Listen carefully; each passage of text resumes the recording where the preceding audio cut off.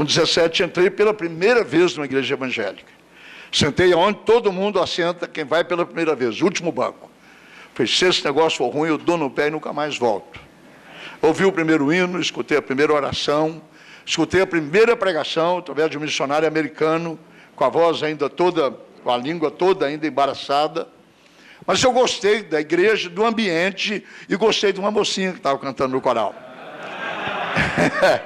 E a coisa assim começou. Eu fiquei com um pé lá, outro pé cá, e quando fica com o pé lá e no pecado, está no pecado. Não é porque está no pecado.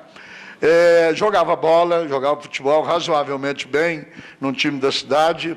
Aí conseguia contornar, às vezes o jogo era de manhã, quando não dava para ir de manhã, à noite, mas a verdade é que eu comecei a namorar a menina que era a filha do missionário. Deus tem ganchos diferentes para pegar cada um, nego. E Deus me pegou por ali. 6 meses depois eu aceitei Jesus como Salvador. 1 ano depois Deus me chamou para o ministério. 3 anos depois eu já estava plantando igreja, com 20 anos de idade. Plantei a primeira igreja do meu ministério numa favela, chamada Favela do Sapo. Um bairro chamado Nova Europa, que não era nem Nova nem Europa, era o fim do mundo. Plantei a primeira igreja, depois pastoreei 6 anos na Baixada Fluminense, ali onde o bicho pegava mesmo, na época da Revolução. Depois pastoreei 6 anos em Belo Horizonte, 12, com um que eu pastoreei na congregação lá, que virou igreja, hoje uma igreja grande, com mais de 700 membros. E há 32 anos eu estou de volta na igreja que eu entrei pela primeira vez, e ouvi o Evangelho pela primeira vez, e ouvi um hino pela primeira vez, e orei pela primeira vez. Hoje estou lá há 32 anos como pastor. Portanto, sou pastor. Eu tive outras funções, tenho outras, mas nunca deixei de ser pastor. Pastor de tempo integral há 45 anos.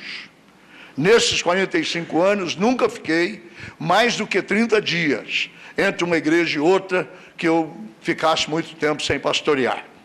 Portanto, o que eu sou, fundamentalmente eu sou, e sou apaixonadamente eu sou, pastor. Outras coisas, outras funções, eu presido a Compassion Internacional, uma grande instituição como a Visão Mundial, já fui líder da denominação em qualquer função, e só não estive na mais alta função do clero da denominação, porque eu não aceitei, porque, na verdade, meu negócio é igreja e igreja local. Quantos pastores estão aqui? Levante a mão, por favor. Pronto. Então, eu tenho auditório. Pastora também, perdão. Pastoras também. Pastores e pastores. Desculpe ainda a minha falta de treino nessa área. Né? Essa invasão de mulher no ministério é nova. Então, a gente ainda não tem, a gente velho, no meu caso, ainda não tem aquele traquejo de falar pastores e pastoras. Mas, como em Cristo não há macho nem fêmea, todo mundo é pastor. Pronto. O que eu pretendo falar é como que uma igreja pode crescer e como que você pode plantar uma igreja dentro de uma estrutura denominacional e não usando nenhuma magia do neopentecostalismo ou do pentecostalismo exacerbado, porque eu faço parte de uma denominação que ela não é pentecostal, não é neopentecostal, e também ela não é uma igreja tradicional, como assim, engessada. É uma igreja de santidade, chamada Igreja Holiness, um movimento que começa no século XIX, no início do século XX, nos Estados Unidos, e há 2 bifurcações nessa época. Um pessoal vai para a Rua Azusa e vai para o pentecostalismo, e outro movimento tenta restaurar os princípios wesleyanos da santificação, a doutrina da santificação. Nossa igreja é uma igreja de santidade, a igreja a qual pertenço é uma igreja holiness, é uma igreja de santidade. Portanto, não tem esses movimentos do sopra, do cai, do levanta, vai, volta, olho para lá, olho para cá. Tem gente que já recebeu tanto óleo na cabeça que se a Petrobras furar um poço, o cara está milionário. Entendeu? De tanto óleo. Eu olho para lá, olho para cá, lubrifica e tal. Tem gente hoje levando óleo para casa para tomar uma gotinha de óleo, vai pegar uma diarreia que não tem remédio que cure, porque está infectado aquele negócio. Nada contra, só que estou dizendo que não é o movimento do qual nós fazemos parte, apesar de crermos na unção com óleo, de termos um culto no meio da semana, onde se pratica a unção com óleo, mas o que eu estou dizendo é que nós não somos uma igreja, a igreja a qual eu pertenço, não vem desse movimento, é uma igreja grande, dá para os irmãos entenderem, a foto só foi colocada com esse propósito, é uma igreja que assenta 3.000 pessoas, nós temos 4 cultos por domingo, entendeu? Nós temos uma membresia, eu digo que tem membro arrolado e membro enrolado. Entre arrolados e enrolados, nós temos umas 9.000 pessoas, entre arrolados e enrolados. Tem muito enrolado. Deve ter lá uns 6, 7 mil, assim, em plena comunhão, tomando ceia, etc. e tal, e os outros estão por aí, que a gente não sabe como é que faz. Então, a pergunta que se faz, é como que uma igreja pode crescer hoje, no contexto da cultura brasileira, guardando suas tradições históricas. Nós somos uma igreja centenária, não é? Uma igreja produzida pela missiologia americana, 52 anos atrás, nova no país, 52 anos atrás, 4 missionários americanos vieram para plantar o trabalho no Brasil, levaram 3, 4 anos até aprender a língua e começaram a pregar o que se prega. Nós temos um lema que é Bíblia pura, nada de fora da Bíblia, está fora da Bíblia, não serve. É Bíblia pura, doutrina bíblica pura. A experiência da santidade está na Bíblia. Sem a santificação, ninguém verá o Senhor. Você arruma o que você quiser para explicar isso aí sobre a doutrina, mas está escrito lá que sem uma vida santa não se verá o Senhor. Então esse é o nosso foco. Então como que uma igreja cresceu? Quando eu cheguei em 1980, eu estava em Belo Horizonte, não pretendia nunca mais sair de Belo Horizonte, porque quem vive em Belo Horizonte vive no lugar que 40 anos Moisés procurou, perdido, por não saber que existia um lugar chamado Minas Gerais, que é a terra prometida. Entendeu? Que é a terra prometida. E nós, em Belo Horizonte, minha esposa é carioca, da Baixada Fluminense, de Nilópolis, nós mudamos para Belo Horizonte, ela se apaixonou por Belo Horizonte, eu também, que era lá da roça, do interior de Minas Gerais, apaixonei-me também por Belo Horizonte e não pretendia sair de lá. O sistema de governo da nossa igreja é bastante parecido com o presbiteriano. O pastor é convidado. Uma comissão faz uma lista, essa lista é exposta, e eu fui convidado, eu rejeitei 3 vezes, até que numa reunião, um líder da comissão perguntou assim: Aguiar, esta igreja aqui, que era a igreja que eu entrei pela primeira vez, é o que para você? E eu fui inocente, porque ele era advogado, advogado é terrível, não é? Ele sabe armar a pergunta. Eu falei: a minha mãe. E ele disse assim: pois é, tua mãe está precisando de você. Tua mãe está precisando de você. E aí, como diz a molecada, a casa caiu. Entendeu? A casa caiu. Voltei para casa, minha esposa viu os meus olhos e disse: vamos quando? Ela estava no último ano da universidade. Caminhou com uma turma 4 anos na Faculdade de Direito da PUC, da Pontífice Universidade Católica de Belo Horizonte, uma das melhores do país. Ela teve que ir para uma turma que ela não conhecia, ter que fazer mais 2 anos para adaptação de matéria e matar o último ano. Minha mulher tem um curso de Direito com carga de Medicina, 6 anos. Um curso com 6 anos é Medicina.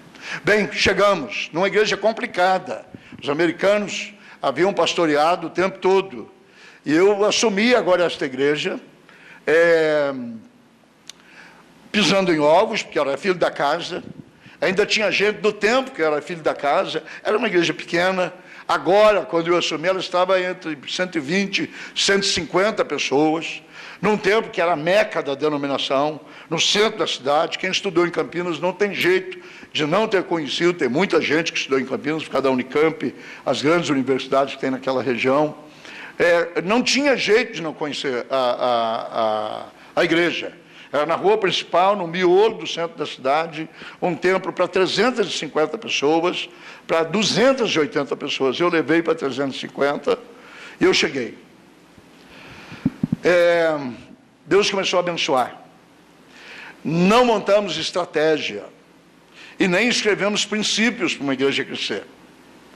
Eu fiz aquilo que o pastor faz, pregar. Eu fiz aquilo que o pastor deve fazer, amar as pessoas. Eu fui para a porta da igreja, eu abraçava todo mundo, todo dia, abraçava todo mundo. Como era uma igreja com 150 membros, eu tinha o hábito de fazer, em média, em Belo Horizonte, sem carro, 10 visitas por dia. Em 30 dias, eu visitei todos os membros. Tomei café na casa de todo mundo. Cheirei todo mundo, continuo cheirando na porta da igreja. Beijo homem, beijo mulher, beijo criança, beijo cachorro. Beijo qualquer coisa que entrar na igreja, eu beijo, cheiro, dou um abraço. Faço isso, está no meu temperamento, está na minha maneira de ser. É que não deu tempo. Eu estava cumprimentando todo mundo pessoalmente, é que chegou a hora, não deu para eu virar a roda toda. Está na minha personalidade. E a Campinas é uma cidade complicada, é uma cidade de gente enjoada, entendeu? Não é fácil viver em Campinas, mas Deus foi ajudando, Deus foi nos dando graça, e nós fomos tentando aprender com a necessidade da cidade e com a necessidade da igreja, que era uma igreja estagnada, era tida como a igreja dos ricos. O templo era isso aqui, gente, ó, de comprimento, com mais um tanto deste de largura. Mas assim, com granito, com mármore, com vidro fumê na porta, pobre não chegava nem na porta. E eu, caboclo, mineiro, bicho de pé, berne na cara, entendeu? Criado na roça, não aguentava aquele status quo de uma igreja que quase que dizia assim: por favor, não entre. Por favor, não entre. Se você não tiver um cartão de crédito, pelo menos do American Express, você não serve para ser membro aqui. Não era dito isso, mas porque americanos entravam e saíam, gente internada entrava e saía, mulheres de salto alto entravam e saía, e tinha um ponto de ônibus para bairros pobres na porta. A ideia que corria era essa igreja só para rico. E nós começamos. Meu filho está aqui, hoje com 40 anos, ele chegou lá com 6, estamos lá 32, ele chegou com 8, então. Ele sabe como aconteceu, ele é pastor, trabalha hoje numa igreja. Nós estamos com um novo modelo de ministério que eu vou tentar passar para vocês. Quero tomar um texto bíblico como âncora. É o texto mais impressionante que eu considero do livro de Atos, porque ele é produzido no meio de uma baita, de uma catástrofe que gerava na igreja que agora era dispersa. Algum tempo atrás, não tem jeito de dar tempo cronológico aqui, porque não dá para dar números históricos no texto, mas Atos, capítulo de número 9, versículo 31, diz que a igreja tinha paz e crescia na Judéia, na Galiléia, na Samaria, edificando-se e caminhando no temor do Senhor e no conforto do Espírito Santo. Ela crescia em número. Era um momento para uma igreja não crescer, porque vamos dizer assim, em número, só para se entrar aqui em exegese. Na semana anterior, mataram Tiago. Aliás, mataram Estevão. Na semana posterior, mataram Tiago. Os dois líderes da igreja, o pregador leigo e coluna da igreja, um dos 12. Quer dizer, era num momento de conflito.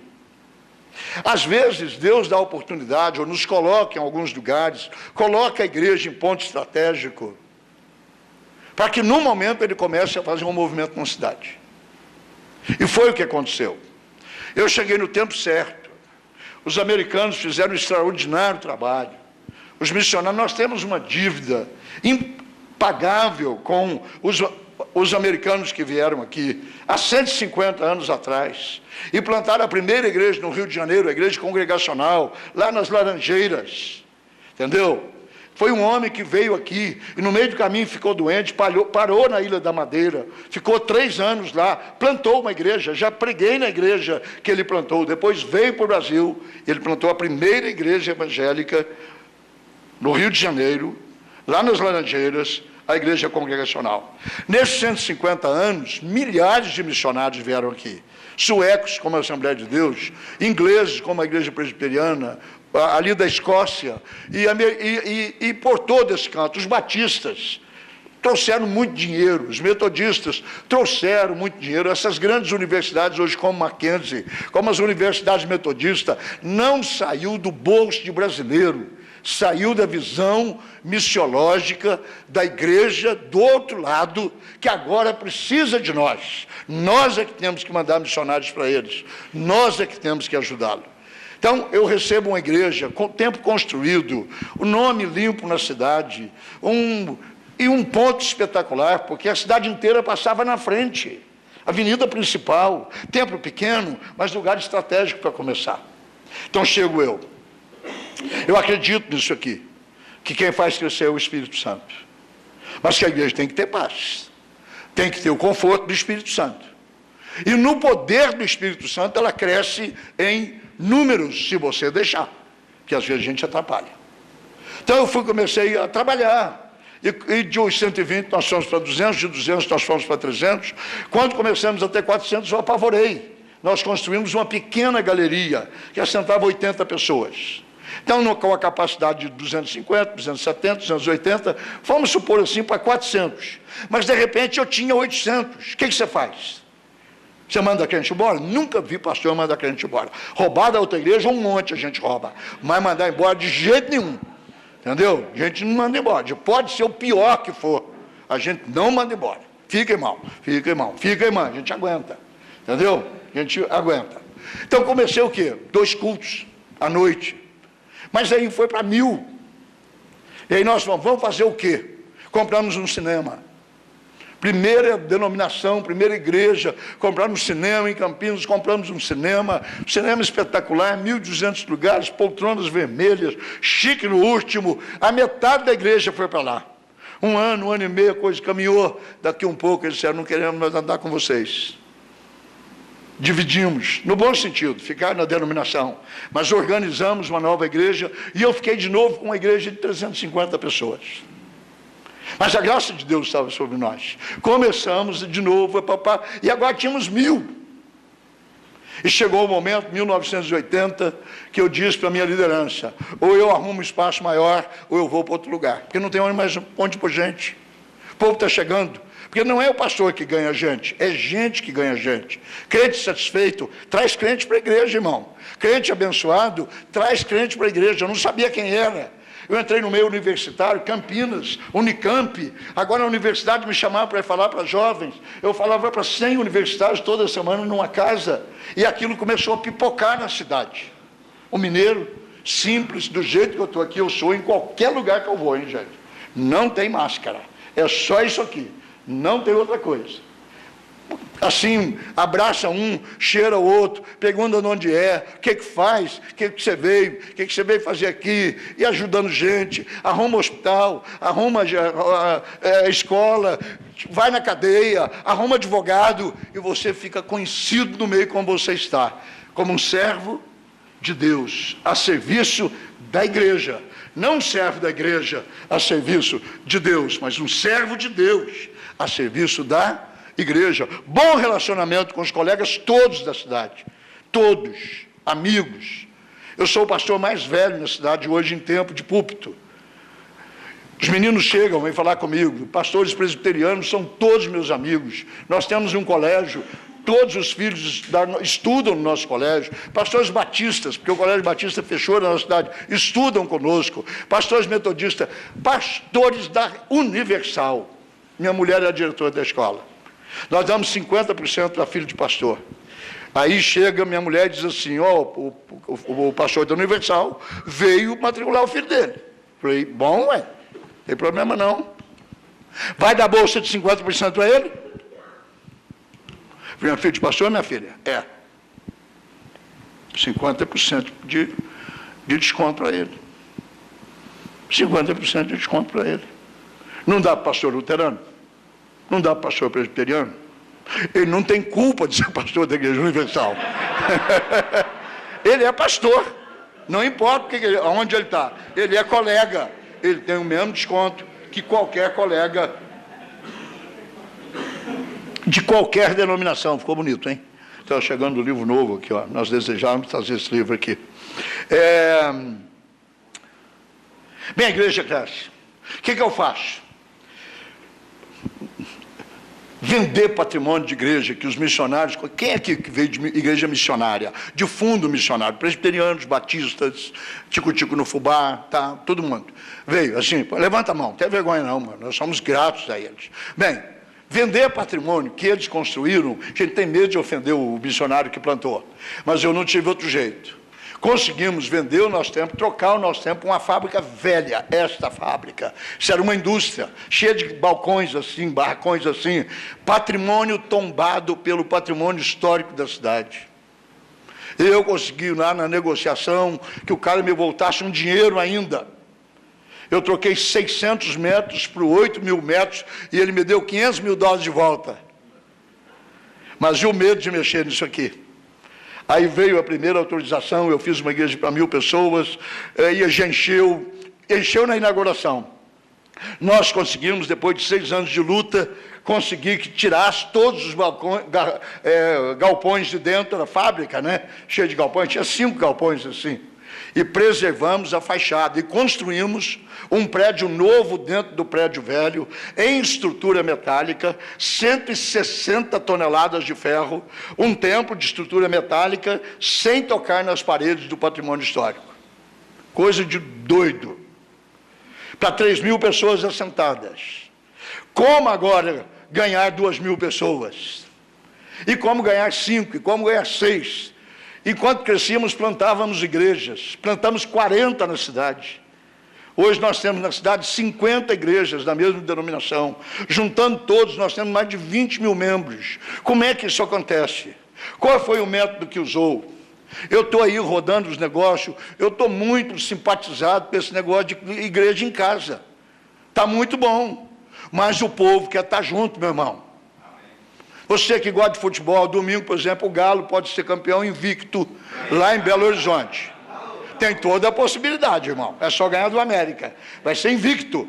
Você acha que o atleticano vai ver o jogo na televisão? Ele vai invadir aquele estádio novo lá do Independência. Vai ter gente pendurada em prédio e gente de helicóptero assistindo o jogo assim, rodando. Porque o bom no futebol não é só assistir na televisão, é ficar no meio da muvuca. E ouvindo aqueles coral de palavrão afinado, entendeu? Aquele pessoal canta, mas canta afinado. E você está no meio ali, não fala, escuta e repreende.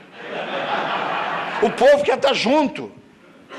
Você pode plantar a igreja onde você quiser. Vai, você manda 40, volta 30. Você manda 50, volta 25. Mas você tem que plantar. Então, como que aconteceu o crescimento da igreja? Porque esse é o tema, crescimento de igreja. E eu quis conversar assim com pastores, porque o negócio meio está complicado. Porque eu fui ouvir ontem, não, tá em casa, esses prédios não valem nada, tá, para que isso? Fica todo mundo em casa, recebe a oferta lá mesmo, dízimo lá mesmo, e toma a ceia lá mesmo. Então, manda o pastor embora, negão. Fez tudo na casa. Pastor para quê? Sei não, hein? Jeitão nosso mineiro, sei não. Sei não. Nós temos esse livro que é editado por nós, ó. Não, não é esse não. Aqui, ó. Grupos pequenos, eu creio. Mas eu creio que os grupos pequenos têm que estar conectados com a igreja, e ceia e dízimo é entregue na igreja. Trazei todos os dízimos à casa do tesouro, diz o Senhor, para que haja mantimento na minha casa. E a Bíblia diz que ceia se serve quando vos reunirdes. Ah, não, reúne 4. Então toma 4 aqui, toma 4 lá, toma 40 lá, toma 20 lá, toma não sei quantos lá. E esse corpo de Cristo que é unido através do ministério do corpo de Cristo. Como é que fica? A gente tem que ter cuidado, hein? Trocar 150 anos de coisa que caminhou bem, que num momento ou outro está meio enroscado, enfiar um treco novo em cima e desmanchar tudo que foi feito para começar um negócio que a gente não sabe como é que vai terminar, cabelo branco está falando, hein? E que tem grupos pequenos. Nós trabalhamos com grupos pequenos, mas você tem que ver a estratégia certa, porque senão eles vão dizer assim para você: pastor, o senhor quer saber de uma coisa? Nós não precisamos mais do senhor, não. Está tudo certo. Nós estamos funcionando bem lá em casa. O senhor só vem para buscar o dinheiro. Bem, sei lá, vamos embora. Como que nós fizemos? Conforme a igreja vai crescendo, ela vai demonstrando as suas necessidades. Está certo ou não? Concorda comigo ou não? Quem é que responde, quem é que pede aquilo que você precisa fazer? É você que faz um plano macro e enfia na igreja, ou a igreja vai dizendo: nós estamos precisando disso, nós estamos precisando daquilo. Então nós organizamos a igreja em ministérios. Esse é um estilo de igreja que trabalha organizada em ministérios. A mobilização de leigos, a mobilização do povo através dos ministérios, servindo uma igreja de 7.000 pessoas. Com uma igreja nova há 3 anos, já com 1.000 pessoas, uma extensão, que nós estamos chamando agora de igrejas, qual é o termo que usa, Flávio? No manual, igrejas satélites. Mesma igreja, mesma equipe pastoral, mas ela pertence a uma igreja. Nesse negócio de, já a congregação tem 50 pessoas, organiza e solta, morre de fome. A maioria das congregações que a gente libera, precipitadamente, dão igrejas fracas, anêmicas, e algumas morrem. Tem que levar um pouquinho mais de tempo. Então, o que é que nós fizemos? Então, nós trabalhamos, algumas coisas eu vou passar rápido, Marcos, para a gente poder... É meio-dia quanto que termina? 15? Então nós temos pouco tempo. Então, ministérios. Então, por exemplo, esse é um ministério importante para nós, chamado Ministério dos Homens de Honra. Como é que esse ministério surgiu? Qual é a missão do ministério? Homens semelhantes a Cristo, fazendo discípulos, vivem em oração e comunhão com Deus. Como que esse ministério nasceu? Toda igreja evangélica, histórica, bem organizada, com tradição, tem grandes ministérios de mulheres. Sociedade Auxiliadora Feminina, SAF, na Presbiteriana. Mulheres na Batista. Senos Metodista. A maior força de oração da Assembleia de Deus são ciclos de oração, organizados pelas mulheres. É lá que está o poder da Assembleia de Deus. É aquela mulherada orando. Entendeu? Então, e homem faz o quê? Joga futebol, a gente aluga uma quadra, vai jogar bola. Ou não é? Mas é isso mesmo. Qual é o ministério de homem na igreja? Homem não tem ministério. Quando surgiu o movimento nos Estados Unidos de Promise Keeper, quando souberam do ministério chamado Promise Keeper nos Estados Unidos, numa das vezes que eu fui aos Estados Unidos, eu vi assim umas conversas: o estádio tal vai ter lotado, fulano de tal vai lá, cada homem leva um homem, gente convertendo. Eu voltei para Campinas, são uns 16 anos atrás, eu quero crer. Eu falei: eu vou começar um negócio desse. Uma noite da semana que não tenha nada no programa da igreja, às 7 da noite, o cara não precisa voltar para casa, trabalha no centro, o escritório, o advogado, o médico, o farmacêutico, o balconista, tal, vem para a igreja e nós temos um culto curto, de 1 hora. A gente lê, a gente ora, a gente dá uma pregaçãozinha rápida e dá um café para esse pessoal. Bem, isso pegou. Isso já tem tantos anos. Cada ano nós fazemos um encontrão com 1.000 homens, 1.500 homens, daí para cima. Isso é um braço de ministério. Quem lidera? Eu começo tudo, mas eu fico o máximo 90 dias com o que eu começo. Essa é a minha forma, eu já entrego para outro. Entendeu? Eu sirvo como isca. Eu espalho a ideia, eu chamo algumas pessoas para me ajudar e eu empurro o trabalho para outra pessoa fazer. Hoje, o Marcos é um dos líderes do trabalho de homens, chamamos de homens de honra. Está escrito aqui embaixo alguma coisa, amai-vos cordialmente. Nem eu consigo ler, Marcos, aqui. É misericórdia. Mas está aqui. Não consigo ler, não. Romanos 12, 10. Amai-vos cordialmente uns aos outros com amor fraternal. Romanos 12, 10, sei de cor. Então, eu não leio ali, não. Ali não dá. Então, esse é o ministério. Mobilizar os homens. Homens cuidando de homem. Vamos lá na igreja tomar um café. A igreja vem tomar, o cara vem tomar o café, ele acaba com fé. com fé, café, com fé, e a coisa vai caminhando. Outro ministério, são muitos, então eu vou ser rápido. Bem, isso é mocidade, pode pular, isso aí todo mundo faz. Criança, não, volto para criança. Criança, a maioria dos pais permanecem ou vão na igreja que a criança gosta. Se você conseguir arrumar um troço, um jeito da criança ir para a igreja, gostar daquilo lá, ter brincadeira, pula-pula, salta-salta, escorregador, mini campinho de futebol, para molecada. 2 horas são os nossos cultos, irmão. Qual criança aguenta 2 horas ficar num lugar? Põe no berçário que parece mais presidiário. E aquela salinha de criança, tudo mal arrumada. Agora arruma um lugar bonito, um lugar com ar-condicionado, um lugar onde as crianças só não podem correr, podem brincar. Nós acabamos de construir um auditório especificamente para crianças, para 400 pessoas, gastamos mais de 500 mil reais. Mas sabe o que acontece? A criança vem, às vezes de uma outra denominação, não é o propósito nosso. Mas chega domingo, o pai, vamos para a igreja. Aí diz assim, a criança vê que o rumo, pai não quer ir lá não. Lá não é onde eles iam. Mas quer ir aonde? Eu quero na igreja que nós fomos domingo passado. E pronto. Criança não é um problema na igreja, meu amigo. Há algumas igrejas que não contam criança. Tem pastores nossos que eu pergunto, quantos tiveram no culto? 80. Eu falei, mas só 80? Não, tinha 60 crianças também, né? Mas nós só contamos adultos. Ah, é? Deles é o reino dos céus. Dos adultos eu não tenho certeza, hein? Mas deles, das crianças, é o reino dos céus, disse Jesus. Então, esse é um trabalho com criança. Missão, alcançar crianças juniores a Cristo. O ministério está pautado em treinamento, acompanhamento dos líderes, para que possa fazer um trabalho de excelência na vida das crianças juniores. Ou seja, nós temos um acampamento 10 minutos da cidade, todo estruturado, com tudo que criança gosta, que adolescente gosta e que jovem gosta. Custa caro? Custa caro. Estamos atrás de um grande condomínio fechado.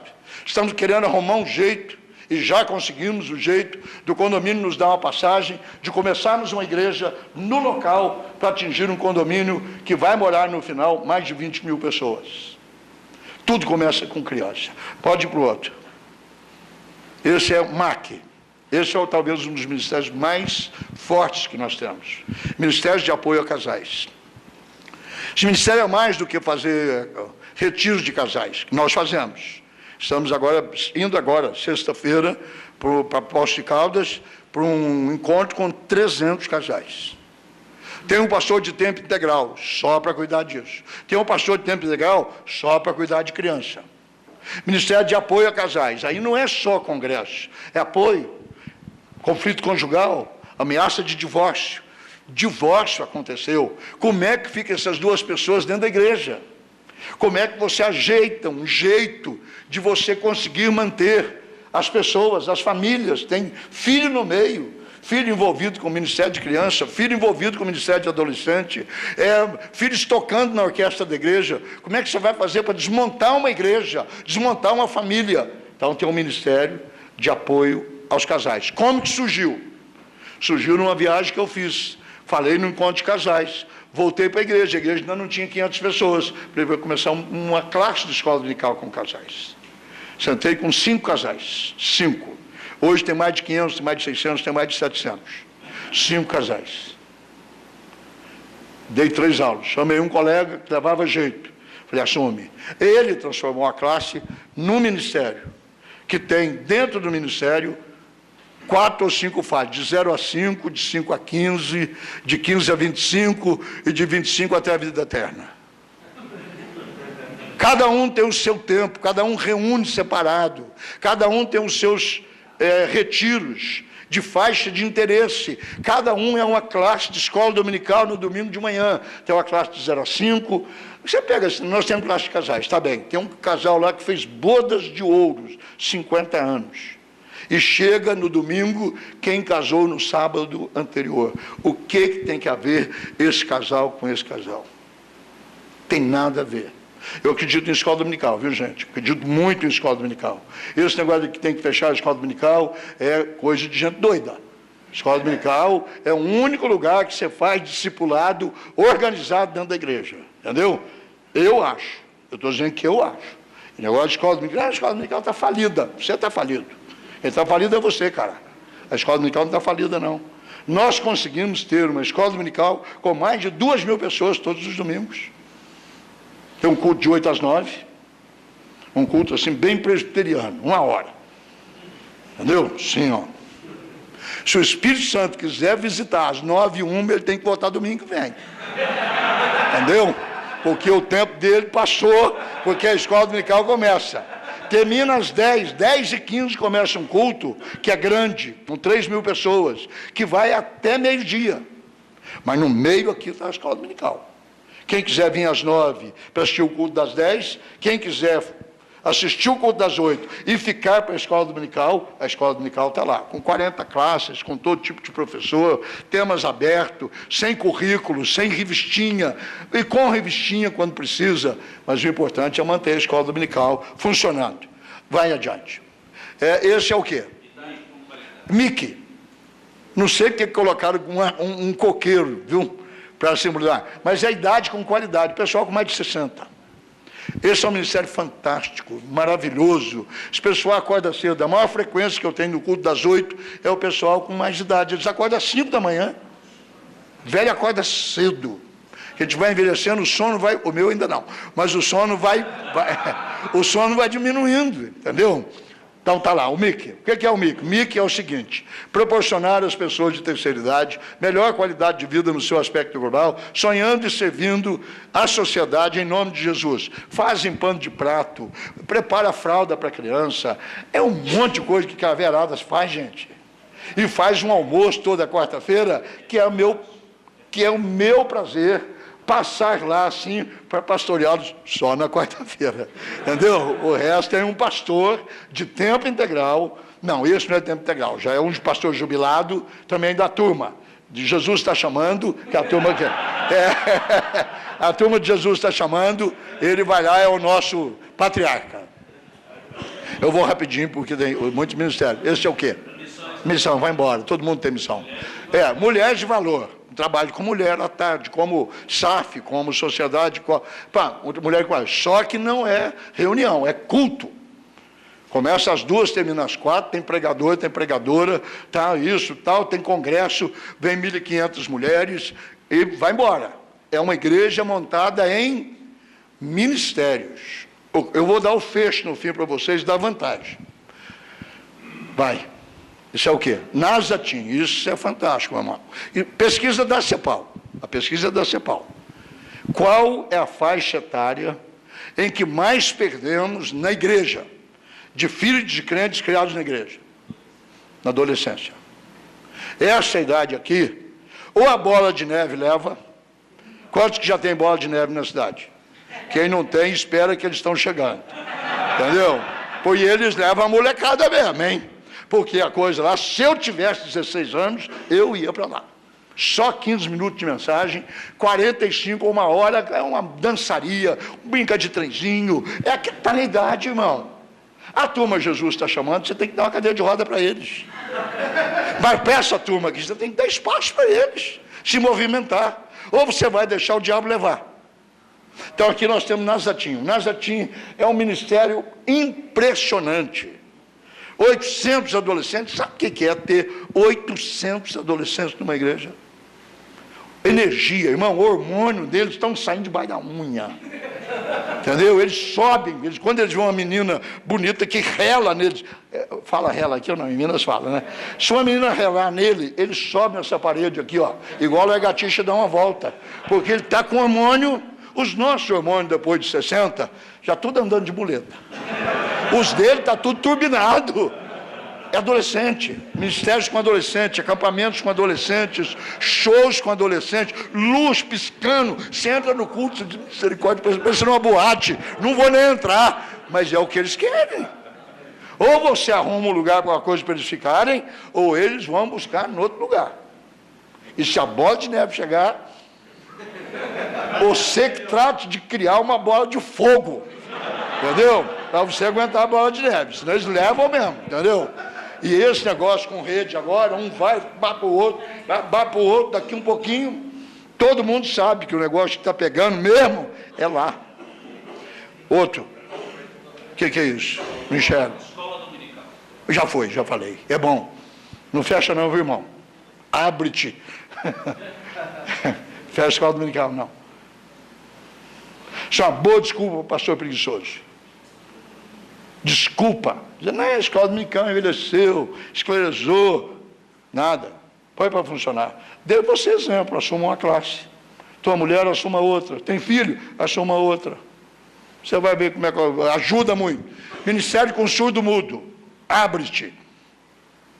Esse ministério começou assim. Como é que começa? Todos os ministérios começaram como? Começou a chegar surdo mudo na igreja. Como é que você faz com esse pessoal? Meu caso está aproximando de eu poder ser pastor deles. Não escuto quase nada mais. Então eu tenho que... Eu já estou preparando uma igreja para mim, não sou bobo. Aí começamos com sinais, aquilo tudo, mas vira 30, vira 40, vira 50, um dos meninos converte, vai para o seminário, uma pessoa ouve a aula, passa para ele para o sinal, ele forma 4 anos, vai para Costa Rica, faz um mestrado. Esse moço tem que ser o quê dos surdos mudos? O que ele tem que ser? Pastor, não precisa ficar lá na frente mais chamando a atenção de ninguém. Transformamos uma das casas que temos ao redor da igreja, abrimos as paredes um pouco maior do que esta, temos uma igreja de surdos mudos com mais de 50 membros. Eles só reúnem com a igreja no dia da ceia. No dia da ceia eles vêm e o pastor deles participa da ministração da ceia e ministra a ceia para o grupo de 50. Isso é um ministério fantástico. Há uma quantidade de pessoas com deficiência auditiva, degenerativas, no meu caso, ou por hereditariedade imensa em toda a cidade. Todo lugar que você vai em shopping, você vê um canto da turma toda, entendeu? Tudo fazendo um negócio, barulhentos pra caramba. Não sabe como eles são barulhentos? Eles são barulhentos, o culto deles é mais barulhento que os nossos. Entendeu? Abre-te, é outro ministério, vai. É uma igreja montada em ministérios, entendeu?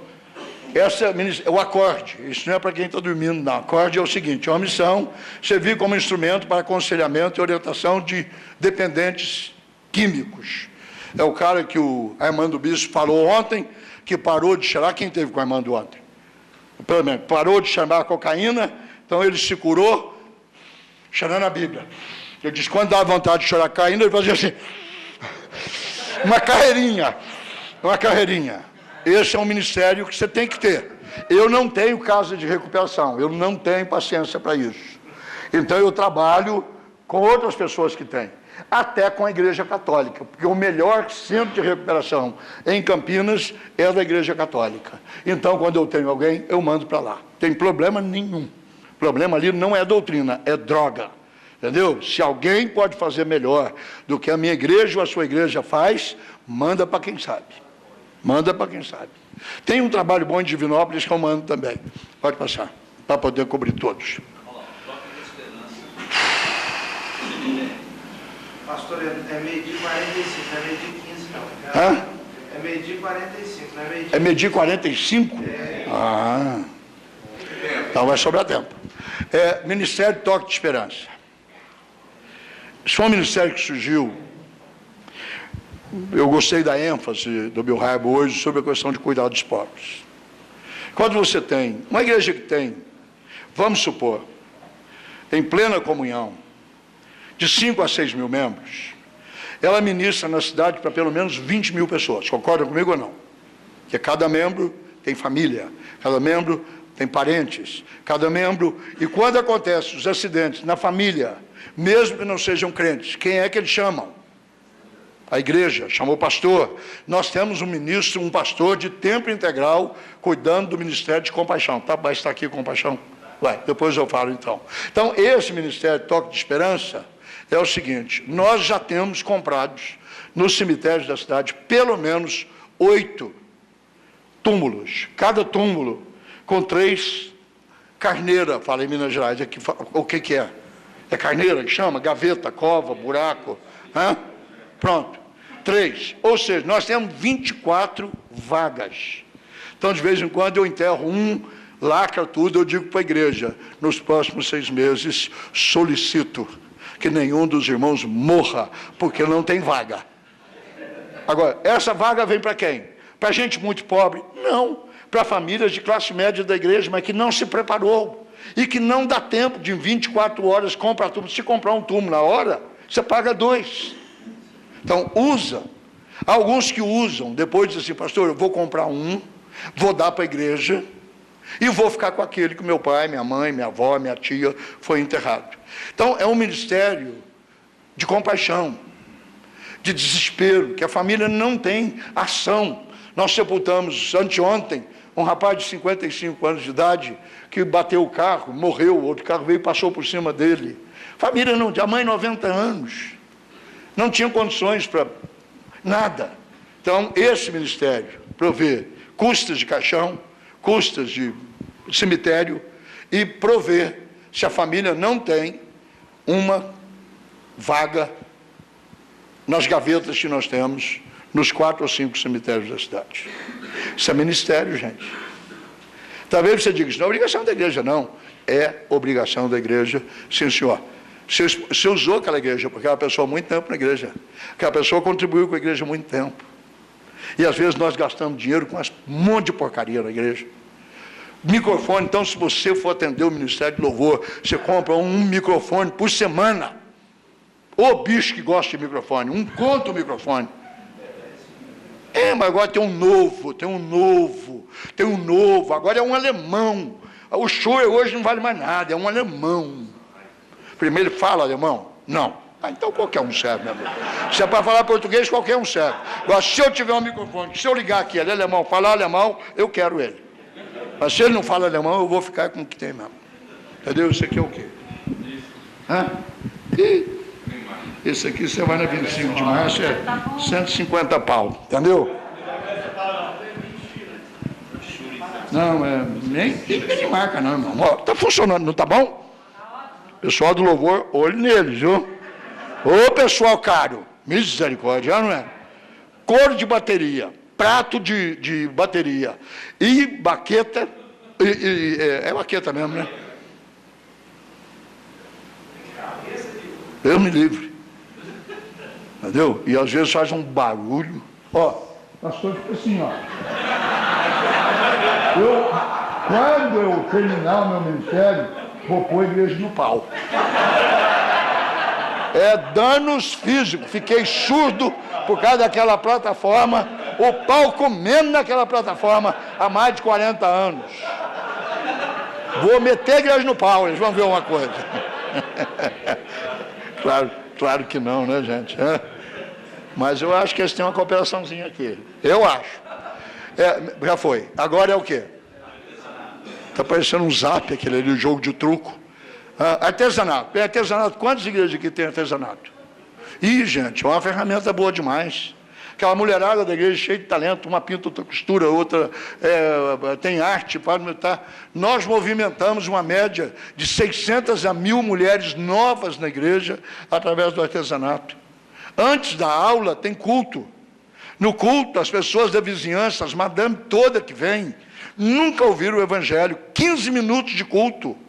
Todo batismo batiza alguém que veio para o artesanato.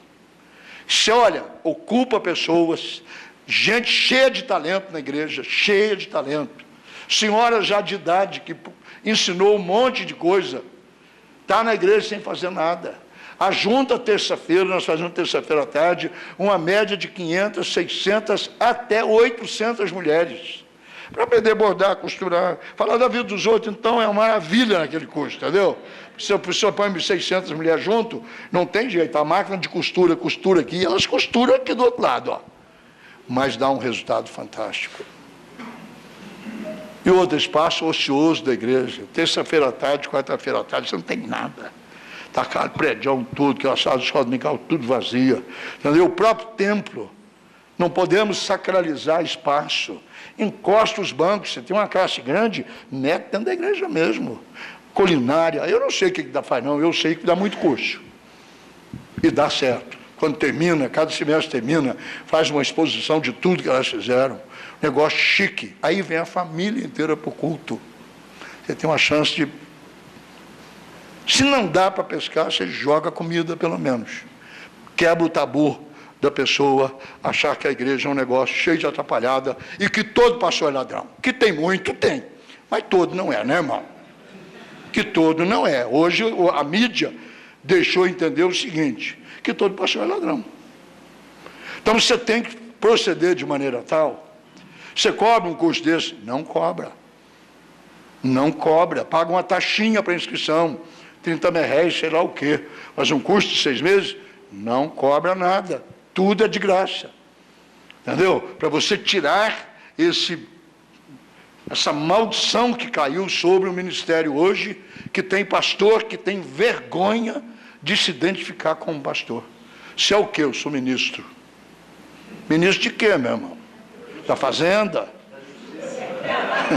Porque o negócio é...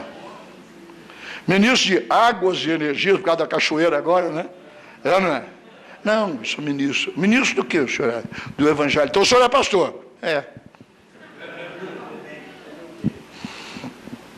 Eu antes viajava com uma cruzinha aqui, no meu paletó, para facilitar a passagem na alfândega, lá na América, aqui, ou qualquer lugar do mundo. Tirei. Eu uso um cajado. Eu uso um cajado. Eu gosto de usar alguma coisinha, um cajadinho. Cajadinho. Você tem que se identificar.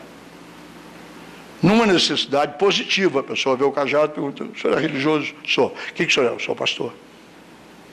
Mas aqui a mulherada trabalha, é outro assunto, vamos. Aquele é o quê? Bem, isso é grupos pequenos. Grupos pequenos é isso que nós estamos ouvindo aí para todo lado, cada um do jeito. Nós temos os nossos. Os nossos, assim, é grupo pequeno. Reúne nas casas, tem o material preparado, tem um pastor de tempo integral para isso, ele escreve o material. Segundo, ele encontra 7 da manhã com um grupo que não pode vir à noite e dá o material que vai ser usado na semana. E reúne 7 da noite com um grupo que não pode ir da manhã. Todos recebem treinamento, todos dão o mesmo material em todas as casas. E o propósito do grupo pequeno é um só, é estudar, compartilhar e orar. Estuda a Bíblia, compartilha experiência e ora um pelo outro.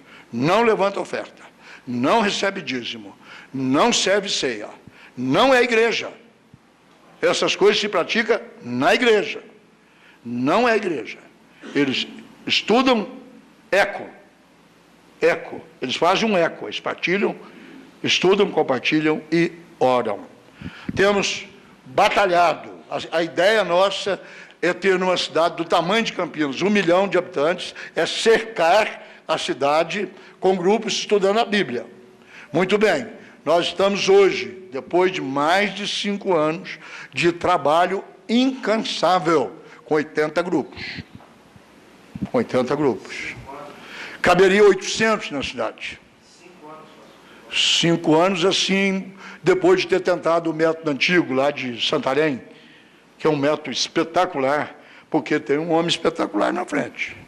Eu penso assim, o dia que aquele cara bater as botas, esse projeto dele bate as botas tudo, porque ele é fantástico. Vocês conhecem? Como é que é ele? Eiber, aquele cara é um extraterrestre. Aquele cara é ET. Aquele cara é espetacular. Você entendeu? Aquele cara tem projetos que eu nunca vi ninguém ter. Eu estive com ele em Santarém, numa época ele estava convocando 100 famílias para mudar com ele para Fortaleza. Ele mudou para Fortaleza, ele já tem 5.000 pessoas em Fortaleza. Agora ele está chamando 250 famílias para mudar com ele para São Paulo. Aquele cara, não sei porque que Deus dá tantos para um e deixa a gente tão carente, entendeu? Aquele cara é fenomenal. Eu já ouvi a mesma mensagem dele 10 vezes, porque ele prega a mesma mensagem sempre na área, não é? Porque, claro, o cara vai em todo lugar, é outro povo, não tem problema nenhum, não, irmão. Para os pastores, mensagem repetida, quanto mais você repete, melhor você melhora, cada vez mais você melhora a mensagem. Ela fica boa mesmo depois de pregar 50 vezes. Entendeu? Eu não tenho, você já não gagueja mais, você já não tem, não complica a terceira com quinta, as coisas vai tudo assim no automático, entendeu? Ele é o cara. Agora eu estou esperando o seguinte, e quando ele... Eu estou lendo, porque eu sou contemporâneo com a questão do Roberto McAllister, o livro que o filho dele escreveu. Quase que li o livro todo essa noite, porque eu participei daquela... Estava na Baixada na época, então frequentava as reuniões. O problema é quando esses líderes carismáticos, que tudo é sentado neles, aqui está a vantagem da denominação, viu, irmão? A denominação tem essa vantagem. Uma igreja estruturada, uma igreja com liderança, uma igreja que a gente sabe, meu caso, 67 anos, já estou pensando assim em tirar o avião do aeroporto, você já começa a pôr teco-teco em volta de você. Entendeu? Vamos ver qual é o teco-teco que levanta voo. Para quando você tem avião pronto para voar. Olha, igreja que o pastor é o dono, ele viaja, a igreja tem pastor, o carro capota e ele morre. A turma toma conta. Divide para isso, divide para aquilo, divide com aquilo e fica o máximo divisor comum. Lembra da matemática antiga? A gente usava esse princípio, máximo divisor, o mínimo divisor comum, o máximo divisor comum. É melhor ter denominação, eu acho. Grupos pequenos. Não posso pensar em mega cidades como as nossas. No meu caso, Campinas tem 1 milhão de habitantes. Você está de Belo Horizonte, tem 3, 4, 5 milhões de habitantes na grande Belo Horizonte. São Paulo, vocês têm 20 milhões de habitantes, 11 milhões no município de São Paulo, 9 milhões do lado de fora. Não tem jeito, irmão. Não sei se está acontecendo com você ou o que está acontecendo conosco. As pessoas estão escolhendo um culto para frequentar. Nós temos 4 cultos. Nós temos 4 igrejas dentro do mesmo tempo. Tem o pessoal que vem às 8 da manhã, 1.500 pessoas. Tem o pessoal que vem às 10h15, 2.500 pessoas, 4.000 pessoas de manhã. Aí eu chego à noite, que está lá 2.000 pessoas, e eu pergunto assim, quantos estiveram aqui hoje de manhã? 3 ou 4, assim, pagando meio ingresso. Aí eu pergunto, onde vocês estiveram hoje de manhã? Essa turma toda aqui. Aí um diz assim, vim para sentar onde, pastor? Mas a verdade é que está criando um hábito, especialmente nas cidades grandes, porque o custo de locomoção. Segundo problema, custo de estacionamento. Em volta da nossa igreja, os pilantras cobram R$10 por 2 horas de culto. R$10. Isso é o dinheiro da oferta, o desgraçado leva. Você entendeu? 10 pau. Eu acho que o cara paga 10 pau de manhã e 10 pau à noite, o cara escolhe um culto para mim. E nós, pastores, temos que nos adaptar. Temos que arrumar a casa. Tem que fazer um culto de um jeito para aqui, um culto de um jeito... Esse negócio de pegar o mesmo sermão e pregar nos 4 cultos, dá certo não, porque o público é outro.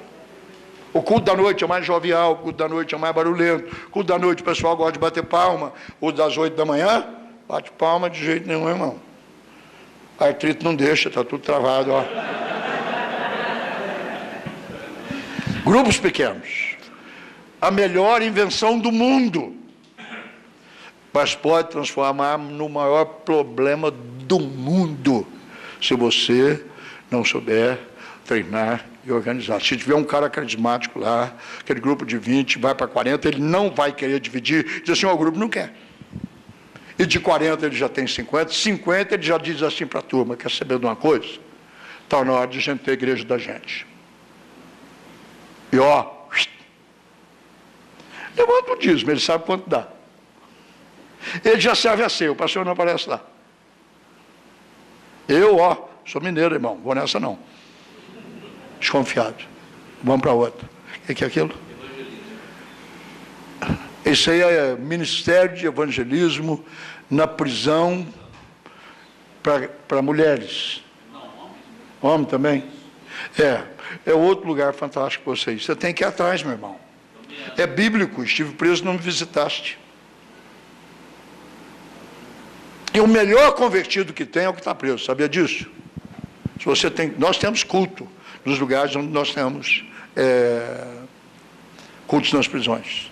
É o crente mais fiel, não falta domingo nenhum. Está lá, meu irmão, ele está lá.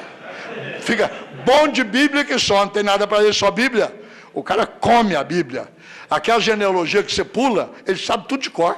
Fulano de Betânia, se você falar uma genealogia errada, ele diz, não, essa não, pastor. Esse aí é filho de Jefeté. O senhor falou que ele é filho de Jessé, ele é filho de Jefeté. Crônicas, capítulo 8, versículo 32, parte B. O cara não tem mais nada para ler, meu amigo. Só Bíblia. Só Bíblia. Ministério com preso. Tem outro mais, né? Não está na sequência, não? Recepção. Hã? Então roda, vai para ele, depois volta. Miami. É esse que nós E o resgate? O resgate está mais à frente, que é com moradores de rua. Ah, tá bom. Ok, então vamos. Isso é o quê? Isso é de recepção. Gente, primeira impressão que uma pessoa tem da igreja começa onde? Na porta. Há algumas igrejas nos Estados Unidos que são mais ou menos assim.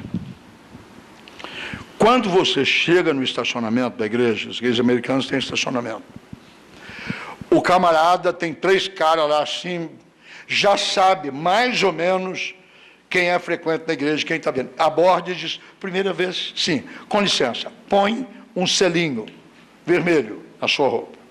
Mais nada. Isso aqui é uma... Pois não, dá licença, um selinho vermelho. Aí ele caminha, chega no pátio da igreja. Selinho vermelho é visitante. Já aborda um e pergunta assim, primeira vez, olha que prazer ter você aqui. Mora onde? Tal lugar. Poderia dar o endereço, por favor? Fulano de tal, rua da Peroba, número 30. Muito bem. Tem filhos? Sim, temos 2 filhos. Idade, 6 e 8 anos. Muito bem. Tal. O casal entra na primeira, aí entra o hall da igreja. Cafezinho, por favor, serve um cafezinho e tal, entra para o culto. Quando esse cara entra para o culto, tem uma equipe de serviço e já tem os pacotes prontos. Se tem criança, uma caixa com bombom, com brinquedinho, com tal, um livro do pastor, uma mensagem com a fita do pastor, uma mensagem em CD ou DVD do pastor, um vasinho de flor, entendeu? E uma história da igreja. Essa igreja é assim, nós temos isso, nós temos aquilo, tal. Teve 10 casais visitando, 10 líderes da igreja pegam os carros e... Chega na casa do cara, se tem gente, eles batem na porta e dizem, olha, a igreja mandou deixar isso aqui para o seu pai, para sua mãe, para sua avó, para o seu tio. Tá aqui. Se não tem, nos Estados Unidos ninguém mexe nas coisas, deixa na porta. Muito bem. Aí você foi na igreja. Você volta para casa e tem um vaso, uma cesta, com frutas, com... Então, se tem criança, alguns brinquedinhos bobos, crianças, com a fita do DVD do pastor, uma apresentação da igreja. Você entra e diz, pau. Domingo que vem, onde você vai? Onde você vai domingo que vem? Você vai voltar onde você foi bem tratado. Nós vamos aonde somos convidados e nós voltamos aonde nós somos bem tratados. Durante a semana, e-mail. Sexta-feira, um telefonema, olha, foi bom ter vocês domingo, queremos dizer que está boletim da igreja, sábado, por e-mail, na máquina dele, toda a programação. A igreja que meu filho está pastoreando, eles fazem isso. Tem muito jeito de trabalhar, além do jeitão que a gente faz, gente. Qual é o pastor que dá conta de visitar uma igreja com mais de 500 membros? Não visita. Então ele tem que mobilizar, uma igreja tem que ser mobilizada. Uma igreja, o método de crescimento é Deus quem dá, irmão. Por isso que eu digo, a gente tem que ter cuidado para não mexer na estrutura da igreja. Esse negócio levou 150 anos para montar, pode ter um lugar ou outro emperrado. Mas, por exemplo, sistema da Assembleia de Deus. Vocês conhecem um sistema de crescimento melhor do que a Assembleia de Deus? Eu não conheço. Assembleia de Deus, campo, Belém, campo, sei lá quem, sei lá o quê. Muito bem, uma família muda para um bairro, fica distante da igreja. O que o pastor determina? Vai mudar para onde? Não, vou mudar, eu moro lá na Vila Sônia, em São Paulo, mudei para Lapa. Sua casa, a partir de quarta-feira que vem, é um ponto de pregação, viu? Chamam daqueles presbíteros. Diz assim, irmão, quarta-feira na casa do irmão. Começa um ponto de pregação. Aí tem uns 4 assembleianos na beirada ali, que quarta vai lá, e eles gritam tão alto que o quarteirão todo fica sabendo. Que tem culto lá. E daqui um pouco, estão com 50 pessoas, alugam um salão. Daqui um pouco, estão com 200 pessoas, compram um terreno. Se você vai em Manaus, você tem que ter a honestidade de reconhecer que não há um meio melhor de reproduzir igrejas como é o sistema da Assembleia de Deus. Eles têm no campo de Manaus, porque é numerada as congregações, mais de 1000, que cada uma que vai, 1232, 1235, 1345, uma igreja mãe é mãe de mais de 1000 igrejas, congregações espalhadas na cidade. Você vai dizer que esse método não funciona? Claro que funciona. Qual é o método que funciona? É o método que dá certo e que não desmonta a estrutura da igreja. O pastor é presidente, tudo come na mão dele, o dinheiro vem para cá, ele paga todo mundo lá, precisou de tijolo, fala com o pastor 2, com o pastor 3, com o pastor 5, com o pastor 50. Mas o tijolo chega, e o banco chega, a cadeira chega, e o dinheiro vem. Mas isso é coronelismo. Está dando certo, irmão. Então nós temos que ter cuidado quando criticamos métodos. Porque método bom é aquele que funciona. Por exemplo, você vai num farmacêutico tomar injeção. O cara nem algodão passa no seu braço ou no seu bumbum. A injeção é... Pum! Seu olho faz assim, ó. Sara de qualquer jeito, irmão. Você volta naquele miserável, nunca mais. Você indica ele, nunca mais. Agora você vai num farmacêutico. Aí você oferece o braço, ele vê que o braço está meio magrinho. Você diz, não, vamos tomar, sai de um bumbum, pastor. Irmão, é enfermeiro ou enfermeiro? Não, sou eu mesmo, então vamos lá. Aí o cara tal, conversando, tal. Aí tal, ele puxa a calça sua. E aí? Não, já apliquei. Eu vou lá para tomar injeção sem ter nada. Eu mando uma injeçãozinha, vai. Dá uma injeçãozinha aí, meu. Me dá uma injeçãozinha aí, cara. Você entendeu? Só para receber aquele carinhozinho. Não entendam mal, não, hein? Cuidado, hein? Vem, recepção. Recepção é isso, receba bem. Não põe um cara mal-humorado na porta da igreja. Primeira vez, Primeira vez, o cara... Espero que seja a última. Não, tem misericórdia. Vamos embora. Ministério de Restauração. Esse é um ministério, o que o meu Raibo falou hoje. Atender os moradores de rua em suas necessidades básicas. Tudo dele é básico, viu, morador de rua. Levando a se encaixar na sociedade ou reencaixar na sociedade, tendo uma vida transformada segundo o exemplo de Jesus. Como é que é feito isso? Isso é feito uma vez por semana. O Sopão está aqui ou não? Depois. Esse então é pegar quem dorme na rua, quem vive debaixo de ponte. Nós temos um dia da semana. Precisa dizer, pastor, um dia só. Gente, é muita gente. Em Campinas é calculado que haja perto de 1000 pessoas morando na rua. Morando debaixo de ponte, morando em praças, morando em bancos, morando debaixo de árvore. 1000 pessoas. Então, sabe que tem um lugar. Chegam que hora? 7 da noite. Primeira coisa, banho. Nós temos uma sessão de banheiros assim. Banho em todo mundo, só homem. Não pode misturar homem com mulher nesse ministério, não. Só homem. Mas esse aqui é só homem. Para os homens é só homem. Ou estou mexendo com mulher lá também? É feito em dias separados. Pronto, é separado. Eu trabalho com os dois separados. Tem coisas que acontecem na igreja que eu não sei. Uma igreja ficou grande, pastor deixa de ser dono dela, viu, irmão? Se você quer ser pastor com uma igreja de mais de 1000, prepare para não ser o pastor da igreja. Prepare para ser um dos pastores da igreja. Tem gente que não vai te procurar, vai procurar o outro pastor. E se perguntar para ele quem é o pastor dele, ele vai dizer fulano tal. E o pastor aqui é o pastor da igreja. É quem cuida que é o pastor. E não pode ter ciúme. Por isso que algumas igrejas travam em 500. Porque o pastor chama um colega para trabalhar, o cara começa a subir um pouquinho, ele já diz para o conselho, para a diretoria, para sei lá o que, esse cabra não presta não, viu? O que é? Ele diz assim, ele tem umas coisas que eu não combino. Ou seja, se ele continuar, ele me engole. E chispa com o cara, ó. Ele prefere um merrenga.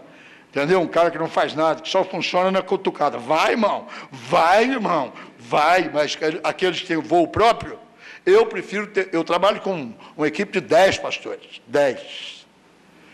Eu prefiro ter um cada vez melhor do que o outro. Cada um na sua área, cada um do seu jeito. Mas se é bom... Não abro mão dele de jeito nenhum. Agora, quando é ruim, arruma uma promoção para ele. Boa. Arruma uma igreja para ele, põe lá, deixa ele num canto e que Deus o guarde. Então, esse é um ministério que envolve muita gente, isso aqui.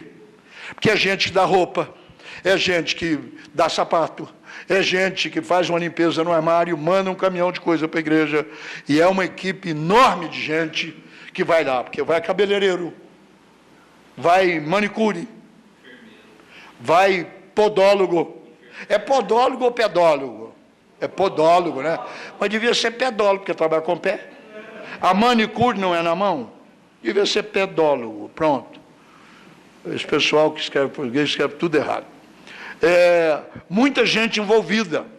E aí você descobre umas coisas fantásticas, que no meio daqueles 30 homens que você atendeu, tem o culto, tem o jantar, tem o culto, aí tem o bate-papo. Você descobre gente que largou a família há 30 anos atrás. O cara era um advogado, o cara era um professor, mas ficou desgostoso com a vida. Ele mora em uma cidade 6 meses. Quando descobre quem ele muda para outra, porque ele não quer mais saber de integração com a sociedade. Nem todos são vagabundos. A maioria não é. Segue. Sopão. Esse é um ministério que já nos colocou na mídia, já nos deu prêmio na cidade por serviço social. Sopão. Esse aí é um sistema que nós preparamos 1000 litros de sopa e sai uma Kombi com 2 grandes tonéis com sopa. Como é que serve isso no meio da rua? Não tem prato. Você pega uma garrafa de Coca-Cola de plástico, a Coca litro ou 2 litros de plástico. Você fecha a boca embaixo, corta o fundo, lava bem lavado e você enche aquilo de sopa. E vai distribuindo aonde estão. Eles já sabem que a Kombi vai passar. Eles sabem que 10 da noite, entre 10 da noite e meia-noite, a Kombi vai passar. É a comida quente que eles têm do dia. Essa época do inverno nós já recebemos pilhas de cobertores. Já recebemos pilhas, porque nós levamos cobertor também. Levamos a sopa para esquentar por dentro e o cobertor para esquentar por fora. Como é que isso funciona? Leigos, nenhum pastor se mete nisso. Tem pastor nenhum envolvido com isso. Os homens da igreja, mulheres da igreja. Rico, porque o rico tem um complexo de ser rico. Você sabe disso ou não? O rico tem um sentimento de culpa de ser rico. Por isso que o espiritismo cresce, e cresce com os ricos. Porque no espiritismo, você paga a conta aqui. Se você der banho em pobre, se você visitar leproso, se você paga a conta aqui. Como você tem muito, você paga a conta fácil, meu amigo. Mas rico de igreja também tem complexo de ter muito dinheiro. Eles se envolvem nisso. Você pede 1 tonelada de feijão, eles mandam 10. Eles têm dinheiro. 1 tonelada de feijão é R$ 1.200 no Ceasa. Para eles, 12 conto é dinheiro de pinga. Vale nada. Hã? Não é pinga boa, é pinga em mim. É a pinga do Sérgio Reis. Essa é boa, pinga em mim. Entendeu? Essa pode. A pinga em mim pode. Deus tem que pingar na gente, irmão. Se Deus não der umas pingadas na gente, nós estamos roubados. Entendeu? Essa pinga é boa, é pinga em mim. Pinga em mim, Senhor. Pinga em mim, Senhor. Dá um corinho bom, dá um hino bom aí, hein? Em casa tem no tempo, pinga em mim. Fala para Deus, Senhor, pinga em mim. Dá certo esse negócio, o povo gosta, entendeu? Agora não faça tudo que o povo gosta, viu? Eu tenho uma frase com um dos maiores arquitetos do Brasil, Dr. Valfredo Tomé, quem conhece? Ele diz assim, nem tudo que dá certo, já estão dizendo para eu parar. Quantos minutos? 15 minutos. Quanto? 15, tá bom, dá tempo.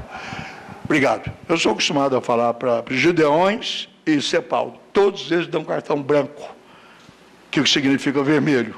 Acabou. 12 minutos. Controla para mim o horário, por favor, Marcos. Ele, o doutor Valfredo Tomé, tem construído nossos prédios, a maioria dos nossos prédios. Ele diz assim, nem tudo que dá certo está certo. Guarda essa frase, hein? Nem tudo que dá certo está certo. Esses pilantras da mídia aí, roubando dinheiro do povo que está entupindo templos mega. Está dando certo? Mas não está certo. Isto é pilantragem. De ponta a ponta, de Malafaia a Malacuia. Todo mundo está no mesmo balaio. Entendeu? Chega. Tem hora que você tem que dizer, chega, negão. Não dá mais. Entendeu? Esse ministério é isso. Leva sopa, tal, tal. Uma jornalista achava que aquilo era pilantragem nossa, caracterizou-se de mendiga, ficou debaixo da ponte, você viu, aí o menino nosso, que trabalhou, perguntou quem era, eu falei, não, vivo assim, tal, pá. O que mais? Não, deu, estou com frio, cobertor, enrolou no cobertor, tal. Mas por que vocês fazem isso? Não, porque Jesus mandou. Tive fome, não me deixe comer, tive sede, não me deixe beber. Aqui a gente está dando para comer e para beber. Sopa é assim, a gente come e bebe ao mesmo tempo. Está tudo certo, tal. A moça, uma jornalista, hoje está na igreja convertida. É braço de evangelismo. Não traz gente rica para a igreja para aumentar a receita. Tira da receita. Mas põe no céu. Esse negócio funciona. Baixa esse aqui, porque agora diminui o tempo. SOS espiritual. Isso nós temos há mais de 25 anos. Mais de 30 anos. Eu estou lá há 32 anos. Foi um dos ministérios. Não havia ainda as empresas de qualidade profissional, como os presbiterianos têm. Né? O Ministério...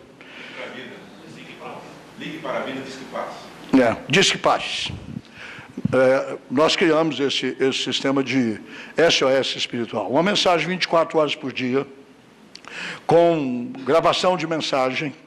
No outro dia, as mensagens são rodadas e uma equipe de mulheres vão lá, eles têm um horário de plantão, e elas telefonam e atendem a pessoa que quer um aconselhamento pessoal. São braços de evangelismo e de serviço espetacular. Mensagem gravada, todo dia tem uma mensagem nova. Deixa eu correr aqui, senão nós vamos ficar... Bem, Ministério de Louvor e Adoração, nós temos mais do que grupos de louvor, nós temos um ministério. O ministério implica 190 pessoas. 190 pessoas. Isso inclui tudo que você pensar. Nós temos uma orquestra. Mas não tem figura. Temos uma orquestra filarmônica, entendeu? Com 60 músicos. Isso dá um peso para um culto. Nosso culto, assim, mais pesado. Vou dizer pesado, assim, em termos de você mexer na doutrina, é o culto da manhã, às 10 horas da manhã. Nós temos de 2.500 a 3.000 pessoas nesse culto. A orquestra toca hinos tradicionais e, juntamente com a equipe de louvor, com a orquestra, ministra o louvor para a igreja. De quando em quando, o coral da igreja canta juntamente com a orquestra. Então, você tem 60 na orquestra, 60 no coral, 120, mais a banda que está dirigindo louvor naquele dia, 140, 150 pessoas. Você tem um tempo de adoração. Hoje, a nossa denominação tem a maior casa de música sacra do mundo. Não tem o nome da denominação, portanto, eu posso dizer qual é. Chama Lilinas Company. Lilinas era um cara que tinha muito dinheiro, que ao morrer deixou a fortuna dele. Ele é o autor do hino Maravilhosa Graça. Ele é o autor do hino. Você vai ver lá no hinário de qualquer igreja, Lalor Lilinas. Só que ele ficou rico. Ele deixou toda a riqueza para a música. A igreja começou a trabalhar, tornou-se a maior empresa de música. Fizeram agora hinos com temas como o Popurrí. Então, ao invés de você cantar um hino com quatro estrofes, mais o coro, que dá 8, aí mata o tempo. Então, o que se faz agora? Nós fazemos assim. Canta-se 3 hinos no mesmo tempo. Maravilhosa graça, a graça excelsa de Jesus, graça maior que o meu pecar. Canta 3 estrofes, uma de cada hino. E canta um coro de cada hino.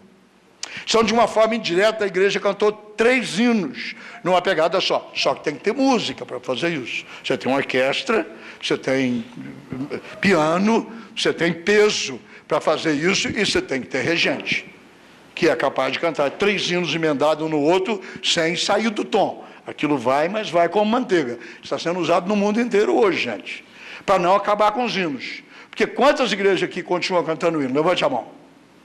Pois é isso aí, ó. Menos de 10%. Não se canta mais hino. Esses corinhos, esses louvores, que um canta o mesmo, mês que vem desaparece, aí aparece outro. Uns de teologia ruim, mas teologia pobre, teologia miserável, só mexe com a escadeira, não mexe com a alma de jeito nenhum. Mas tá bom, entendeu? Não, os hinos são inalteráveis. Onde você vai arrumar um hino que na hora do sofrimento com a família possa ser melhor do que quão bondoso amigo é Cristo, carregou com a nossa dor? Onde você vai arrumar um hino como Deus cuidará de ti? Sim, Deus cuidará de ti. Onde você vai encontrar um hino que diz: rica verdade, Jesus é meu, crucificado por... Canta minha alma, canta ao Senhor. Onde você vai arrumar isso, irmão? Você pode pegar o irmão que está aí dirigindo louvor, e mais a Ana Paula Valadão, e pôr eles tudo na fila. Não produz o que esses hinos que têm 400 anos. Não precisa jogar fora, arruma. Se você tem um músico na igreja, dá uma ajeitada. Mas jogar fora os hinos e ficar cantando essa... Vocês vão me perdoar a expressão, hein? A maioria é uma porcaria. Uma porcaria. Não leva a lugar nenhum. Como Zaqueu, meu primo, cara, hein? O Danés. Quero subir. Eu não quero ser como Zaqueu, não. Ele era um ladrão. Não quero ser como Zaqueu, não. Cabra safado. Eu quero ser como Jesus. Eles querem subir só para me ver e ficar mais pertinho de ti. Mas vai restituir o que roubou, safado? Não, Zaqueu restituiu. Vai dividir a metade dos bens para os pobres? Não, mas Zaqueu dividiu. Você vai aceitar Jesus como Salvador? Não, Zaqueu aceitou. Se você fizer uma análise dessa cantoria que está por aí, a metade não passa pelo crivo de doutrina. Não passa. Quem gosta, meu perdão. Eu gosto também, mas gosto do que é bom. Orquestra, já falei da orquestra, uma orquestra grande. Ministério de ceia é diferente. Nós não servimos ceia assim de qualquer jeito. É bastante arrumado. É um momento ponto alto na igreja. Todos os oficiais com as suas esposas vêm vestidos assim, como se fosse falar com o presidente da República. E mais ou menos 40 casais, porque o templo é grande, a igreja é grande, perfilam, servem e depois se afilam na frente da igreja, e todos eles são servidos e nós tomamos juntos. Eu lamento, eu gosto muito do Bill Hybel, mas a ceia na igreja dele é servida assim. Põe uma mesa igual essa aqui, lá na frente da igreja. Tem vinho, tem pão. Termina o culto e diz assim: o culto terminou, Deus abençoe a todos, quem quiser tomar ceia, vai lá na mesa e toma. Eu, estou fora. É assim mesmo, já estive lá muitas vezes. A mesa está lá no fundo. Quem quiser tomar ceia, vai lá e toma. Pega o pão. Só falta. Porque desse jeito ficou muito irreverente, irmãos. Não podemos sacralizar o que é memorial, mas podemos fazer do momento da ceia um momento chique no culto. Não é verdade? Fazer do momento da ceia um momento chique. Uma coisa assim que não dá tempo do povo aplaudir embaixo, porque está com um copo na mão. Mas o céu aplaude. Você quer uma ceia bem servida, viu? Esse negócio vai lá e come. Outros usar pão puma, pão não sei o que lá. Pô, só um pouco de fermento, né? Por que não há um jeito de fazer um pãozinho sem fermento, irmão? Tem irmã que sabe fazer. Eu não sirvo você com pão de puma e pão de padaria, não. Mando fazer uns creme crack assim, pequenininho, água e sal, só, sem fermento. Nós temos tão poucos símbolos exteriores na igreja. Um deles é a ceia e o outro é o batismo. Só, não é mais nada. A cruz é opcional, não é? Agora, se você só tem 2 e avacalha, batismo não é fazer assim, não é nem imersão nem aspersão, é por esguicho. Põe 10 aqui, pega uma grama e diz: eu vos batizo em nome do Pai, do Filho e do Espírito Santo. Shop! Não, irmão, é tempo, tem que ganhar tempo. Ô, irmão, capricha. E o povo sabe quando você está caprichando, hein? Acabou? Não, 5, tem tempinho para arrematar. Vai, corre aí. Hã? Compaixão. Esse é um ministério que eu sou apaixonado por ele. Esse nosso ministério tem uma abrangência grande, atender as necessidades das pessoas, da comunidade, passando em momentos difíceis. Nós construímos casa para quem está na pobreza, e a gente constrói uma casa por ano. E dá para a pessoa uma casa. Entendeu? Constrói a casa e dá, vê a família que realmente está precisando, viúvas, casa de 55 metros quadrados, que você consegue fazer com 40 mil reais. Uma por ano não mata a igreja, você ajuda isso. Nós pagamos bolsas de estudos para filhos de pobre, bolsa de universidade para filhos de pobre. Você dizia, pastor, a igreja é muito rica. Depende se você entende o que é rico. Riqueza é a maneira de você usar o dinheiro que você tem. Entendeu? E como você distribui o seu orçamento. É isso que é ser rico. O membro da nossa igreja não fica sem remédio, não fica sem gás, não fica sem luz e não fica sem água. Prestação de casa, ele que se vire, prestação de carro, ele que se vire. Mas sem luz, sem água, sem gás, ele não fica sem. E sem cesta básica. Nós não deixamos ficar. Há um ministério que cuida disso. Há um pastor que cuida disso. Tem dia que ele vem com uma pilha de luz assim, ó, conta de luz. Eu vejo. Média de 35, 45, 50. Nada de gente que abusou. É que não tem dinheiro mesmo, meu amigo. O país é pobre. Essa mentira do Lula aí que o país ficou rico é para inglês ver. Entendeu? O país continua pobre. O povão continua pobre. A média de salário do povo aí embaixo é 600, 800 reais. Veja os dízimos da tua igreja. É só olhar a média de dízimo da tua igreja, é de 100 reais para baixo. Tem lá uns de 150, alguns de 500 e uns de 10 mil. Mas o povão, então nós temos bolsa, nós distribuímos comida, é compaixão. Compaixão não tem, é o que precisa. Entendeu? Pagar consulta, levar no médico, pagar tratamento, arrumar dente. Não há nada mais feito que uma mulher de pastor de Banguela. A minha ficou. Por anos, minha esposa não tinha os dois aqui, ó, meia direita e uma esquerda aqui, ó. Entendeu? Ficava o centroavante sozinho aqui no meio, ó. Meia direita e meia esquerda sem ela, para rir, fazia assim. E nós pastoreávamos igrejas pobres, muito pobres. Me lembro, nunca vou esquecer de um dentista lá de Cascadura, o doutor Mário do Espírito Santo, também com esse nome eu tinha que prestar para alguma coisa. Ele fez uma pontezinha para ela. Que bênção, viu? Ela agora podia rir. Não precisava mais. E eu fiquei com isso na cabeça. Então nós temos um ministério chamado Mãos Estendidas, está aqui ou não? Mãos Estendidas, é um ministério meu. Tudo que eu vendo, fita que eu vendo, tudo que eu recebo, eu ponho nesse fundo que eu não preciso. A igreja me paga um salário decente. Eu não preciso de oferta, não preciso de nada que venha do que eu ministro. Põe nesse fundo e nós tratamos só de pastores e esposas. Tratamos de dente, entendeu? Dente, implante, perereca, até porque tem gente que não tem mais nada. Não tem perereca em cima, nem tem perereca embaixo. Eu e Gerê trabalhamos nesse negócio. Vamos pôr dentadura. Tem nada mais lindo do que você levar uma dentadura que não foi feita para a boca do cara. Eles levam as 5. Ele experimenta uma, não serve, põe outra, experimenta outra, não serve. E a fila que vem atrás faz a mesma coisa, tem nego. Tem nego que experimenta as 5 até chegar na dele. Quando ele põe uma que encaixa, ele põe outra em frente. A gente tenta ter um espelho e mostra para ele assim. Ele diz assim, vixe Maria! Aquela boca vermelha. Coisa à toa, um par de perereca custa R$120. Você pega um protético, faz aí umas 20 de dentador para mim, irmão, de média, pequena, média e grande. E você leva para esse sertão afora. E leva um tubo de colega pro cara. Ele mete uma colega lá dentro, cola, rapaz. Coisa boba. E que você trabalha com a paixão. Vamos embora. Vamos embora. Acabou? Pronto. Você vai perguntar assim, como é que esse negócio todo começou, pastor?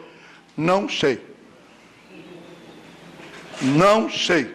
A maioria não foi eu que começou. O irmão disse assim, o pastor está precisando, faça.